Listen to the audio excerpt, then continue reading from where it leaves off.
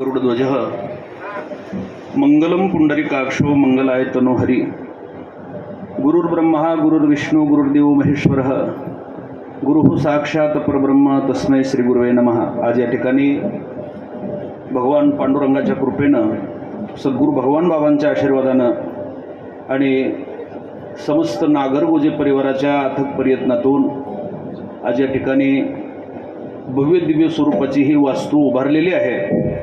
Hotel Krishna palace family restaurant and lodging आणि विशेष म्हणजे हे सगळं शुद्ध शाकाहारी आहे। शुद्ध शाकाहारी हॉटेलची आपल्या या दिंद्रूड नगरीमध्ये समस्त नागरगोजे परिवाराकडून ही भव्य स्वरूपाची उभारणी झाली आणि त्याच्या उद्घाटन प्रसंगी आपण सर्वजण उपस्थित आहात। आमदार प्रकाशदादा सोळंके साहेब, मोहनरावजी जगताप साहेब, केशवदादा, सर्व नेते मंडळी उपस्थित आहेत। सगळ्याची नावं काही घेणं शक्य नाही। जसं वारकरी संप्रदायामध्ये एका म्हणता भले दुजे सहजची निंदिले, एकाचं नाव घेतलं तर अनेकाला राग येईल म्हणून आता कुणाचंच नाव घेणं वेळेअभावी शक्य नाही। एवढंच या कार्यक्रमाच्या प्रसंगी सांगतो।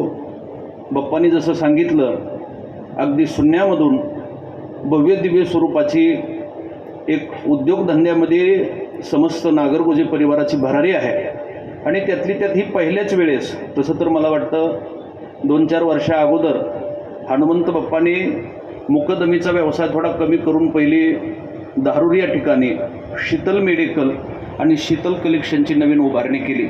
हे मला फार बरं वाटलं, कारण मुकदमीचा व्यवसाय हा जरी बाप्पांचा म्हणजे यश त्याच्यामधून यश प्राप्त झालेलं असलं तरी आजचा काळ हा फार कठीण झालेला आहे आणि मुकदमीचा व्यवसाय वरचीवर जसे दिवस पुढे जाते तसा लोप पावत चाललेला आहे आणि जास्तीचं आता बोलणं काही एवढं शक्य नाही, पण ते प्रत्येकालाच जमल असं काही शक्य नाही। म्हणून बाप्पांनी पुढच्या पिढीला एक आपल्यासारखाच मुकदमीचा व्यवसाय करणं शक्य नाही किंवा तो व्यवस्थित होणं शक्य नाही म्हणून ही चांगली उद्योगाची सुरुवात केली।